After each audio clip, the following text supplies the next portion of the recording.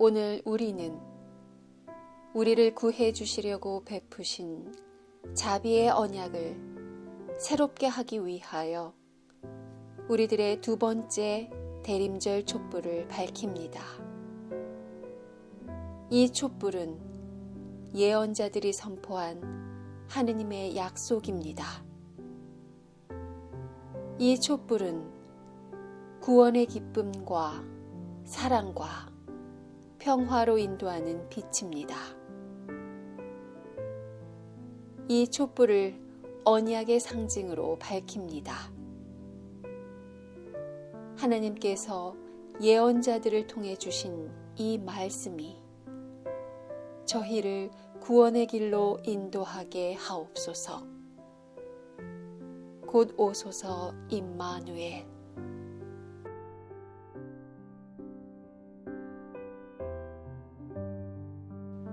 누가 공동체가 전하는 거룩한 복음입니다. 바로 그 무렵에 스가랴의 아들 요한은 광야에서 하느님의 말씀을 들었다. 그리고는 요르단강 부근의 모든 지방을 두루다니며 회개하고 세례를 받아라. 그러면 죄를 용서받을 것이다 하고 선포하였다.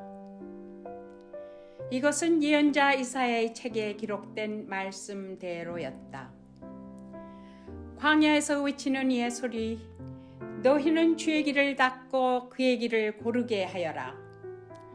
모든 골짜기는 메워지고 높은 산과 작은 언덕은 눕혀져 굽은 길이 곧아지며 험한 길이 고르게 되는 날, 모든 사람이 하느님의 구원을 보리라.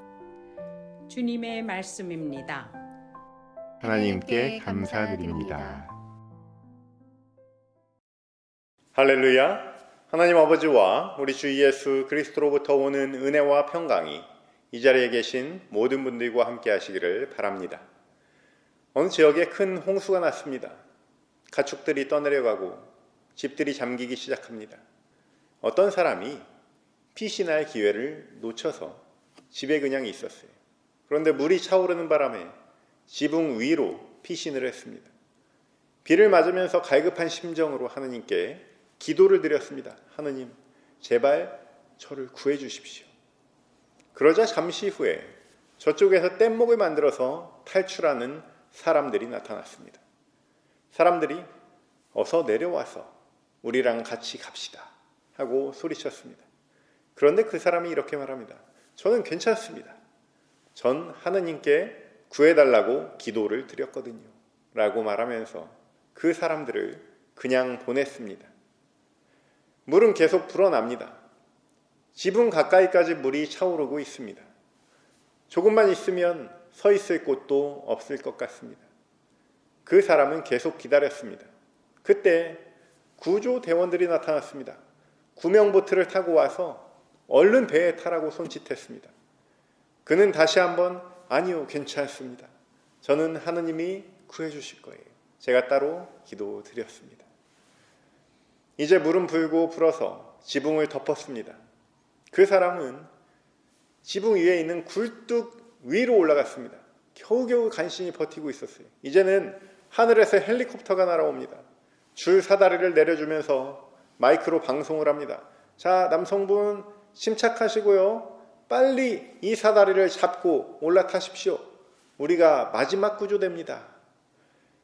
그러나 그 사람은 그들도 마다하고 보냈습니다. 이제 물은 목까지 올라찼습니다. 계속 하느님의 손길만 기다리다가 결국 물에 잠기고 말았습니다.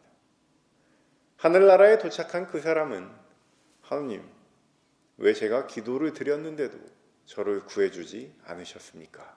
하고 여쭤봤습니다. 하느님께서는 이렇게 말씀하십니다. 내가 3번이나 너를 구해오라고 보냈는데 너가 다 거절했더라. 사랑하는 성도 여러분, 있는 그대로 바라보시기 바랍니다. 또 있는 그대로 받아들이시기 바랍니다. 우리가 하나님께서 세상 만물을 통치하시며 지휘하신다는 위대한 믿음을 가졌다면 확신 있고 담대하게 그리고 단순하게 신앙생활 할 수 있을 줄로 믿습니다. 육은 악하고 영은 선하다거나 하는 2000년 전 그리스식 이원론이 있습니다. 언젠가부터 이 이원론이 그리스도교에 흘러들어와서 깊은 영적 수련을 가로막고 있습니다. 흑백 논리가 어떻게 보면 쉬워 보이고 우리가 쉽게 적용할 수 있어서 단순해 보이지만 그것은 결국 혼합주의가 되어버립니다. 흑백 논리와 예수님은 서로 섞일 수가 없고 서로 안 어울리는 거예요. 어떤 선교단체에서 해외 선교를 나갔는데 공항에서 짐가방 몇 개를 분실한 거예요. 계속 기다려도 안 나옵니다. 그러자 그 팀원들이 한쪽 구석에 모여서 뭘 하냐면 열심히 대적 기도를 했다더라 하는 이야기가 있습니다. 물론 세상의 지혜나 우리가 찾아낸 방법은 하나님의 지혜에 전혀 못 미칩니다. 문제는 틈만 나면 우리가 대적을 한다는 거예요. 사랑하는 성도 여러분, 세상을 선하신 눈으로 바라보시는 하나님의 시선, 보시기에 좋았더라고 말씀하신 하나님의 시선으로 세상을 바라보시기를 주님의 이름으로 축원합니다. 그 선교단체가 대적 기도할 때 상상했을 그 적은 누구였을까요? 누구를 물리쳐달라고 기도하는 것입니까? 일을 제대로 못한 공항 직원을 혼내달라고 하는 것입니까? 아니면 중간에서 다른 데로 보낸 컴퓨터 AI 알고리즘입니까? 아니면 머리에 뿔 달린 귀신입니까? 공항에서 이런 문제는 확률적으로 일어날 수 있는 일입니다. 누군가 문제를 파악하고 누군가 팔 걷어붙이고 해결하는 그 사이에 남은 지체들이 마음을 모아서 순조로운 해결을 위해서 기도하는 것이 수순이지 않겠습니까? 있는 그대로 파악하고 해결하는 것이 바로 단순함이에요. 뒤에 뭔가가 있어서 이렇다. 처단해야 할 악이 있어서 이렇다. 이렇게 흑백 논리를 사용해서 순전한 그리스도교에 물타게 하는 것이 단순함이 아닙니다. 이번에 한국에 오미크론 코로나 변이를 가져온 부부가 있습니다. 40대 개신교 목사 부부라고 하니까 더 마음이 아팠어요. 2020년 4월 신천지, 2020년 6월 인터코, 2020년 8월 전광훈이 대형 감염 사태를 일으켜서 사회적인 무리를 일으킬 때는 그들은 그럴 만한 단체라는 사실을 알고 있었으니까 그러려니 했습니다. 그런데 저처럼 평범한 교회에서 목회하는 40대 목회자가 당국의 방역 수칙을 어기고 동선을 숨겨서 결국 수백 명의 감염자가 생겼습니다. 저는 이 사태를 처음 바라봤을 때는 믿을 수가 없었고 믿고 싶지가 않았습니다. 호흡을 가다듬고 보니 결국 터질 게 터졌다는 생각이 드는 거예요. 무엇보다 세상을 너무 적으로 생각하는구나. 당국의 방역 수칙도 할 수 있는 대로 능력이 닿는 대로 힘껏 어기는 것이 바로 하나님 나라 사역이다. 이렇게 생각하는 사람들이 있겠구나 하는 생각이 드는 거예요. 만약에 이번에 무리를 일으킨 그 목회자가 제 신학교 동기라면 저는 이렇게 말할 겁니다. 야, 너무 복잡하게 살지 마. 그냥 하느님만 바라보고 단순하게 살자. 여러분, 세상이 참 혼란스럽죠. 세상이 참 혼탁하죠. 고려해야 할 일들이 많죠. 살다 보면 감춰야 할 일도 생기죠. 하고 싶은 말 다 하고 못 살죠. 관계가 있으니까요. 계속 그렇게 살면 어떻게 되겠습니까?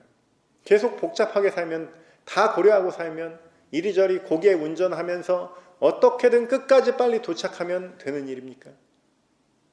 우리가 먹는 것이 우리 자신이라는 말이 있듯이 우리가 살면서 선택하는 모든 결정들이 곧 우리 자신입니다.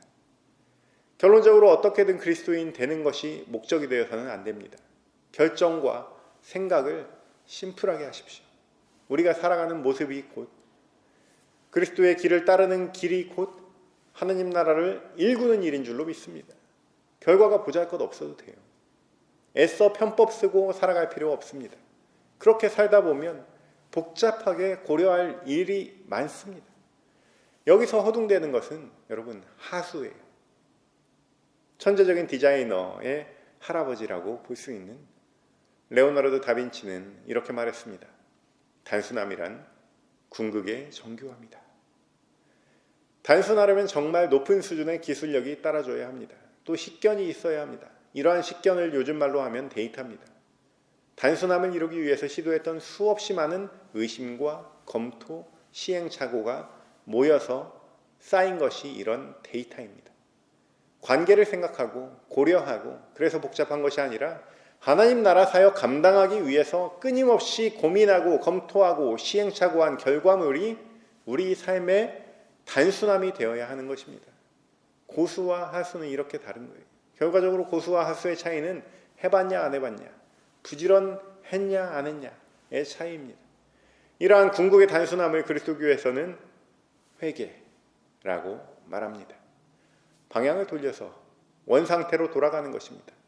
그렇다면 어떻게 우리는 이 궁극의 단순함을 경험할 수 있을까? 그에 대한 답으로 누가 공동체에서는 2000년 전 세례자 요한이 서 있는 광야로 우리를 초대하고 있습니다. 우리는 살면서 광야를 걸어본 경험이 있을 것입니다. 제가 말씀드리는 것, 우리 눈에 보이는 그 땅으로서의 광야가 아니죠. 우리 안에 품고 있는 하나의 풍경으로서의 광야를 말씀드리는 것입니다. 누구나 광야의 시간을 갖고 있습니다. 누구나 광야에 머물러 봤을 것입니다. 우리 인생의 상당 시간은 돌아보면 감사할 수 있는 조건들로 가득 차 있을 거예요. 그러나 그러한 감사가 있기까지 중간중간 우리의 한계를 경험할 수밖에 없었던 그런 시간들이 있었을 거예요. 우리를 아무도 도와주지 않는 듯한 느낌이 든 적이 있습니다. 또 숨고 싶은데 숨을 곳이 없는 체험이 있습니다. 세상에 아무리 아우성을 쳐봐도 듣는 사람 아무도 없는, 메아리조차 없는 그러한 삭막한 광야에 우리는 머물러 봤고, 그 굴곡진 광야의 체험으로 생긴 상처를 하나님께서는 지금까지 감사로 채워주신 그러한 인생들이 이렇게 교회라는 공동체를 이루어서 하나님 말씀 앞에 서 있습니다. 광야는 이상적인 것을 현실로 마주하게 하는 공간입니다. 한껏 부풀려진 나의 자화상 대신 진짜 내가 누구인지 알게 합니다. 내 생각보다 초라할지라도 광야에서 얻은 그 내 모습이 진짜임을 인정하고 그것을 사랑하게 되면서부터 진정한 인생이 시작됩니다. 더 나아가서 광야에서 우리는 우리의 삶이 어떤 것이며 어디로 향해야 하는지를, 그 진실을 마주하게 되는 은총을 경험하게 되는 것입니다. 그러나 그때는 모르죠. 훗날 조금씩 인식이 돼요. 훗날 어느 날 인식이 돼요. 그것이 은혜임을 고백하게 되는 것이 바로 광야에서의 시절입니다. 우리가 광야로 갈 때도 있습니다. 광야가 우리에게 다가올 때도 있습니다. 어느 쪽이든요, 우리는 피하고 싶은 게 사실입니다. 그러나 누구나 광야는 거쳐야 하는 관문입니다. 성장하는 아이들에게는 다리 뒤편에 살이 트인 흔적이 있고, 또 사춘기의 아이들 뒤에는 진실을 알게 되면서 생긴 상처가 있습니다. 진실로 향하는 관문일 수밖에 없는 광야는 피할 수 없습니다. 유일한 길은 광야를 통과하는 것입니다. 그것이 바로 오늘 본문에서 세례자 요한이 선포하는 이사야의 목소리입니다. 광야에서 외치는 이의 소리, 너희는 주의 길을 탔고 그의 길을 고르게 하여라. 광야는 회개의 장소입니다. 우리 복잡했던 삶을 털어버리는 곳입니다. 미니멀 라이프가 현실이 되는 곳입니다. 그곳에는 로마 황제도 없습니다. 유다의 총독도 없습니다. 갈릴레아와 이두레아와 아빌레네를 통치하는 헤롯 가문도 없습니다. 성전 권력도 없습니다. 세상 권력도, 종교 권력도 사라진 곳. 누구 눈치 볼 것 없이 우리가 옷을 갈아입을 수 있는 그런 공간이, 광야는 완전히 변화할 수 있는 가장 좋은 기회입니다. 광야가 가지는 태초의 아름다움, 창조가 끝난 곳에서 시작될 것 같은 하나님의 거룩한 임재, 그 기회 속으로 하나님께서는 우리를 초청하십니다. 해마다 대림절 둘째 주일이면 우리는 광야를 묵상합니다. 번잡했던 세상에서의 옷을 갈아입고 완전한 고요 속으로 들어갈 시간입니다. 복잡한 세상에서 살다가 단순함으로 리셋할 시간입니다. 그리스도의 오심을 기다리는 성도는 그렇게 온전하고 거룩하게 준비되어 가는 줄로 믿습니다. 하느님은 우리 삶의 광야에 항상 나타나십니다. 하나님은 광야에 서 있는 우리에게 말씀하십니다.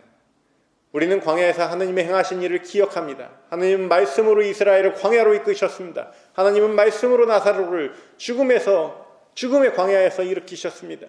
하나님은 굶주림과 영적 공허함에 시달리고 있는 광야에서 5,000명을 먹이셨습니다.